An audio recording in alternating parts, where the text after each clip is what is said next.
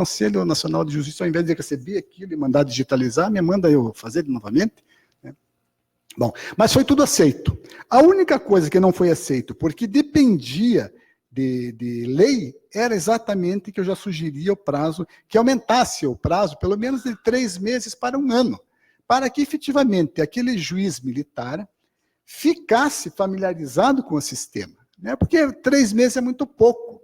Né? Eu sugeria mais ainda, né? Sugeria até que enquanto ele estivesse ali, ele ganhasse uma gratificação ali, que deixasse ele mais ou menos equiparado até ao salário do magistrado. É o que acontece, por exemplo, em Portugal. Né? Mas aí, como era dependente de lei, não foi feito. Mas na Justiça Militar da União, nos primórdios, até 1926, por aí mais ou menos, os conselhos permanentes funcionavam por 6 meses. E depois eles se reduziram para 3. Então, esse período de 3 meses poderia, né, ter sido ampliado efetivamente para que eles pudessem, né, que na realidade o que acontece na prática mesmo? Né? Eles deveriam estar afastados, a lei diz isso. Né? A lei específica, a lei 84/57, com o Código de Processo Penal Militar, diz que o serviço judiciário pretere qualquer outro. Né? Mas eles ficam fazendo a parte de juiz militar, comparecendo na auditoria para exceções, e, via de regra, continuam com as suas missões normais. Então, o exercício da função jurisdicional é um encargo a mais. Né? E isso repercute para que, efetivamente, às vezes, aquele militar não se detenha, a não ser aqueles que têm formação em direito, ele não se detenha, assim, em querer, evidentemente, não que ele vá julgar errado, não é isso. É que, às vezes, falta mais conhecimento em razão da exiguidade do prazo. Então, isso, não sei o que a senhora acha, se de repente, agora é difícil, já levou tanto tempo para mudar, mas de repente, numa alteração da LOGME novamente, isso poderia ser uma proposta, inclusive. Eu acho excelente, doutor Jorge, é muito pertinente isso, porque nos conselhos especiais, como esses militares, os conselhos especiais julgam oficiais, os militares que compõem os conselhos especiais, eles acompanham o processo do começo ao fim. Então, eles fazem todas as audiências, toda a instrução processual, e na hora deles julgarem, eles têm mais conhecimento, porque a prova, a produção de prova, principalmente a prova testemunhal, vai muito do sentimento do magistrado, né? De sentir que a pessoa está falando a verdade, de toda a situação que envolve aquele depoimento. Então, o princípio da identidade física do juiz, ela vige no conselho especial, mas no conselho permanente não. E o que a gente verifica na prática é que aquele conselho permanente, ele chega lá, às vezes o processo já está para julgamento, ele não Sim. sabe do que se trata, e por ele não ser dispensado da OM, o que acontece? A lei prevê a dispensa da OM nos dias que tiver sessão.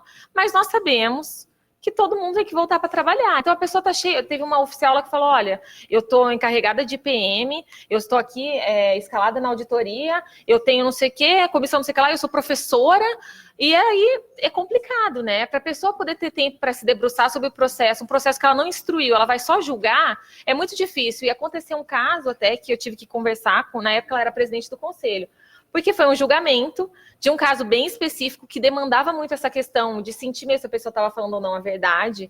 Era um caso de um militar, ele lesionou outro, deu um soco, um recruta deu um soco na cara do outro, porque desde o começo do recrutamento, todos os dias pegavam no pé dele, deram um apelido para ele, Jocoso. E o menino, ele chegou no interrogatório, por isso que é importante essa produção de prova, o juiz ali, sabe? Você via que o menino era diferenciado, o menino falava diferente, o apelido que colocaram nele, fizeram uma gracinha, mas é porque o menino era diferenciado, ele era bem articulado, ele falava ele se destacava, e ele sofreu bullying todos os dias. Então, quando você lê a denúncia e lê as alegações das partes, você pensa, tem que condenar, que absurdo, ele foi lá e socou outro menino. Mas quando você ouve o interrogatório, o que ele diz, o que as outras testemunhas falaram, que ele sofria esse bullying e tal, o conselho absolveu por unanimidade. Mas a presidente falou assim no voto dela: olha, eu não li o processo, tá? Mas eu vou te absolver. Mas é uma segunda chance. Não vai fazer mais isso, hein? Aí ela falou isso, eu fiquei vermelha, eu fiquei para morrer. Aí tá, acabou a sessão, absolvemos e tal. Até o pai do rapaz veio falar com a gente que ele queria fazer concurso para sargento. Ele ficou super emocionado, enfim. Eu chamei essa oficial e falei: olha, né, coronel, a senhora não pode. Primeiro porque eu sempre falo isso para os conselhos quando a gente começa um trimestre ou quando é algum conselho especial. O que vocês estão fazendo aqui é muito sério. Vocês estão julgando a vida de uma pessoa. Não é assim, eu vou para a auditoria, para a audiência, vou lá, vou assistir, não vou ler nada. Não é assim. Então, eu cobro muito, eu pergunto se eles leram a denúncia, eu quero saber do que se trata. Quando tem alguma questão processual, eu faço questão de explicar para que eles saibam o que eles estão julgando. E aí a pessoa chega lá e fala que não leu, que vai absolver, porque está todo mundo absolvendo, mas olha lá, não faça isso. Primeiro que o juiz não tem que ficar dando bronca, eu acho isso um absurdo. E aí eu conversei com ela e ela ficou muito constrangida, mas foi um caso específico. Então eu uso esse caso sempre quando eu vou conversar com os conselhos, justamente para que não façam isso, para que eles leiam, para que eles estudem, e mesmo que eles não sejam obrigados a justificar o voto, eu cobro a justificativa. Porque quando eu só voto vencido, eu tenho que redigir a sentença. E já aconteceu casos, e um caso bem complicado, de eu ser voto vencido, uma sentença complicada, um processo complicado, cada um votou um absolveu por um motivo, outro absolveu por outro, mas ninguém falava o motivo, aí eu cobrei o motivo na hora, e as pessoas tiraram da cartola um motivo, e eu tive que fazer uma sentença. Então, assim, é muito complicado, tanto para as partes poderem exercitar o direito de recorrer e tudo mais. Então, assim, eu acho que essa questão de aumentar o prazo do Conselho Permanente é muito importante, justamente para o juiz ele estar ligado ao processo do começo ao fim e bem julgar de uma forma correta, justamente com esse sentimento, né, verificando todas as provas e pelo livre convencimento motivado, poder julgar de uma forma mais adequada. Isso que a doutora Mariana trouxe agora é extremamente importante, porque vejam bem que, na realidade, como é que, se o juiz federal ele é vencido no julgamento, ele discorda dos fundamentos com que houve aquela absolvição, como é que ele vai fazer a sentença, né? Não há aqui nenhuma similitude com o Tribunal do Júri, né? Eu fui promotor do Estado, também participei do júri, que lá, primeiro, o voto são os votos dos jurados e o juiz não entra, não adentra ao mérito, não tece considerações jurídicas sobre o fato, né? E aqui não. Cada juiz militar, inclusive, que está ali, ele tem o dever de justificar, o voto dele, tendo o mesmo peso que o do juiz federal, ele deve dizer a pena, ele tem que ter noções de dosimetria da pena, enfim, atenuante, agravante, senão como é que fica? Né? E quando ele é o vencido, o juiz militar vencido, ele deve justificar o seu voto. Né? Vejam que até tem o doutor Céu Arpini, que é promotor de justiça lá em Santa Maria, ele fez um estágio. Era um evento patrocinado pela Escola Superior do Ministério Público nos países de língua portuguesa, Ministério Público Militar. Ele foi em Angola, e lá, aliás, em Cabo Verde, e lá em Cabo Verde ele encontrou a juíza que quando ela era vencida, ela não redigia a sentença, ela fazia o oficial, redigia o voto vencedor, como ocorre nos tribunais, por exemplo, em que o relator é vencido. E eu acho que tem que ser dessa forma, porque senão como é que você vai tentar fazer uma construção, né? Principalmente às vezes se aquela construção foi feita de forma errada, né? Esses são os fundamentos da decisão, ela Exatamente. dá o caminho por onde o magistrado chegou àquela conclusão. Se o voto vencido lavra a decisão, até eventualmente para recurso, fica uma situação até complicada, né? Exatamente, uma situação bastante peculiar, precisa ser analisada. Nesse caso específico ainda, porque foi assim, eu condenei, eram 4 acusados, eu condenei todos. Aí o militar mais moderno condenou todos. Aí o outro absolveu todos. Aí o daqui condenou 3, mas absolveu mais...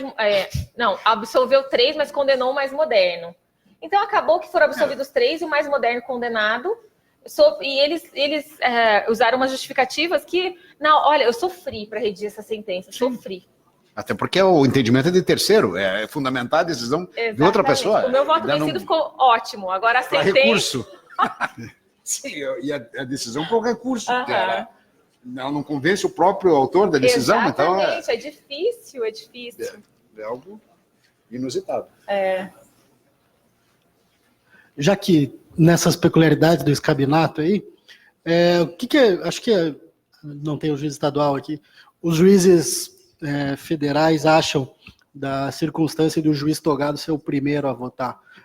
Inúmeras vezes eu estive aqui na VAGME e o doutor Davi, que era o antigo juiz de direito aqui, ele falava que, apesar dele estar votando por primeiro, ele achava que devia ser o último a votar, porque ele queria saber as opiniões dos juízes militares a respeito do mesmo fato sob a ótica da hierarquia e disciplina. o acho, tanto a senhora como o doutor Arizona, o que os senhores acham dessa circunstância? Eu acho interessante o juiz togado votar primeiro por ser o voto técnico, mas o que eu falo muito para os conselhos é o seguinte: eu não gosto que fiquem assim, eles têm que votar de acordo com a convicção deles, porque eu acho muito ruim quando o conselho só fala amém para o juiz, todo mundo segue o juiz e não justifica. Eu não quero isso. Eu quero que eles justifiquem, eles têm que fundamentar. Mas eu acho que a lógica do processo penal militar é interessante pelo juiz togado dar o seu voto primeiro, ao voto técnico, e aí os juízes, mediante já o que já foi declarado pelo MP e pela defesa, eles votarem. E é interessante também que a ordem prevista no CPPM é uma ordem inversa de hierarquia, justamente para o mais antigo não influenciar no mais moderno. Então eu não vejo problema, eu acho até bem coerente que seja o juiz togado, mas sempre vai ter fundamento para os dois lados, né? E eu acho muito importante que o juiz militar, ele traga, eu sempre peço na hora de que eles fundamentarem, quando eles fundamentarem, eles trazerem essa experiência da caserna para agregar valor. Eu gosto de colocar na minha sentença. Teve um caso de abandono de posto da Marinha, era um navio que estava em manutenção. E aí a defesa dizia o seguinte: olha, não era nem um serviço aquilo, porque o navio estava em manutenção e estava parado lá. E aí o juiz militar, ele falou o seguinte: não, o navio, mesmo que esteja em manutenção, ele é considerado uma OM e tem todo o maquinário ali, inclusive já houve sinistros, ele citou alguns casos que até ceifaram vidas de militares. É muito importante que aquele militar, ele tire o serviço, e o serviço dele é muito importante. Então isso foi muito bom para a minha sentença, enriqueceu a sentença, explicou a experiência da caserna, agregou valor à sentença, e eu acho que é importante que os militares, eles justamente justifiquem com a experiência da caserna. E eu acho que o voto do juiz togado antes não vai modificar isso. Bem, doutor Eduardo, eu concordo com a doutora Mariana, eu não vejo como um defeito o fato do juiz militar votar depois do juiz togado. O voto técnico, via de regra, os juízes militares não são bacharéis de direito, algumas vezes são, mas normalmente não. E uma coisa, assim, da prática, né? Normalmente nós deixamos, antes de começar, no início do trimestre, antes de começarem as sessões, as propriamente ditas, nós sempre enfatizamos para eles a importância deles estudarem o processo, né? E procuramos deixá-los absolutamente tranquilos para votar de acordo com a prova dos autos e a sua consciência, a lei, né? Na hora da votação da sentença ou de qualquer outra decisão em plenário, nós queremos acreditar que eles estão de fato, realmente à vontade para acompanhar pelo convencimento, pela argumentação, o primeiro voto, que seja o do juiz togado, ou, no caso dos demais, um voto de um outro juiz militar mais moderno, que ainda que seja divergente do primeiro voto, que é o do juiz togado, seja um voto convincente e que pela racionalidade dos argumentos a pessoa entenda ali que deva prosperar, e não necessariamente o primeiro ou o segundo voto. Isso vale para todos os votos. Nós procuramos deixar sempre os juízes togados, os juízes militares à vontade, e sempre enfatizamos que não precisamos de unanimidade. Na verdade, nas conversas que eu tenho com eles, sempre digo o seguinte: o mais importante é colocar a cabeça à noite no travesseiro e dormir tranquilo, não perder o sono porque votou de uma maneira que não deveria ter votado. Essa é a questão mais importante. A parte técnica, necessariamente, como regra, né, por não se tratar de bacharel de direito, a parte técnica é difícil o leigo discordar do técnico. Mas na parte fática, eu sempre quero crer que os juízes militares ficam perfeitamente à vontade e, como disse a doutora Mariana, muitas vezes trazem contribuições importantes na votação. É por isso que eu repito, né, não temos nenhum problema em trabalhar com o conselho. A questão de ser um julgamento monocrático ou não quanto ao ex-militar é uma questão jurídica, apenas isso. Muito obrigado. Bom, senhores... Pode. Boa noite, doutora. Meu nome é Paulo Henrique. Eu não advogo na área do direito militar, mas advogo na área do direito criminal comum. Deixei por último até para concatenar algumas ideias e conseguir juntar as dúvidas que eu tinha. A doutora iniciou falando sobre a sua convivência na área militar, até chegou em um lugar, acampar, para conhecer essa circunstância que envolve a função do militar. Com essa modificação da lei agora, que tem a junção de crimes comuns com julgamento e tal, a doutora passava até a questão da decisão monocrática e uma possível decisão do Conselho ou até do STM que possa ter essa confusão de ideia. O doutor até falou a questão do crime de bagatela, a doutora explicou a questão, já que vem o mal, pode vir as benesses também. Como que trazer para um conselho ou para os militares essa fixação do direito comum, já que são militares, não são pessoas especialistas, né, no direito, muito menos no direito processual comum e no direito penal comum também, num julgamento, talvez o início desses trabalhos por um juiz togado e a explanação da especificidade de alguns institutos não seria necessário, não para influenciar, mas para balizar a aplicação do direito comum no julgamento de um crime praticado por um militar? Nós procuramos, quando há alguma questão levantada pelas partes que é necessária a decisão do Conselho em plenário, por exemplo, eles levantam a aplicação de algum instituto, Lei 9.099, então nós procuramos explicar para eles, porque as partes, quando elas levantam essas questões, elas mesmas já fazem uma explicação, né? E no momento da votação pelo juiz togado, nós procuramos explicar também e fundamentar essa votação. Eles não entendem muito do direito comum e do direito militar. Mas, assim, quando nós votamos, principalmente com relação a alguns institutos do processo penal comum ou do direito penal comum, que não seriam aplicáveis ou seriam aplicáveis, nós procuramos explicar e eles votam de acordo com a convicção deles. É realmente muito peculiar, porque há algumas questões muito específicas, por exemplo, prescrição, questões que são mais difíceis. Porque vamos supor que o processo está prescrito e eu voto pela prescrição. E o juiz aqui fala, não está prescrito. Mas baseado em quê? Ele vai ter que explicar. Então, é uma atuação muito diferente, né? É muito peculiar. Nós procuramos, como a doutora Arizona falou, deixá-los bem à vontade, mas explicando a fundamentação jurídica no nosso voto. E aí eles ficam à vontade para seguir ou não, mas se eles não seguirem, eles vão ter que fundamentar. Até porque aquela pessoa que está sendo acusada, ela tem o direito de saber qual é o motivo. E as partes têm o direito de recorrer. Mas realmente, assim, tem umas questões bem específicas que são complicadas. Demandam uma explicação maior, um conhecimento maior. Bom, senhores, eu fico satisfeito porque está havendo uma interação muito positiva, mas infelizmente, em questões de horário, nós temos que encerrar essa parte das perguntas, né, e dar prosseguimento ao nosso evento. O nosso chefe de cerimônias vai dizer qual é o próximo passo agora, que me parece que é uma homenagem à doutora.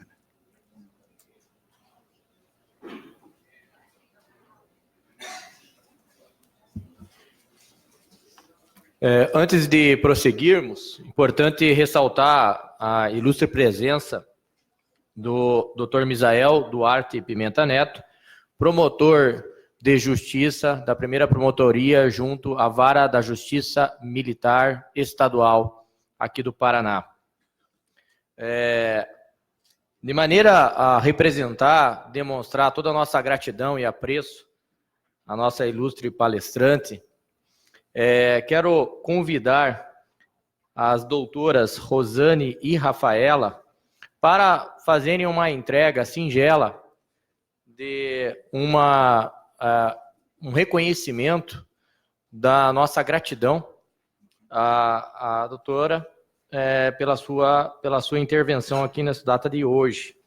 Então, portanto, as doutoras Rosane e Rafaela, peço que se desloquem para a oposição, da mesma forma a doutora também.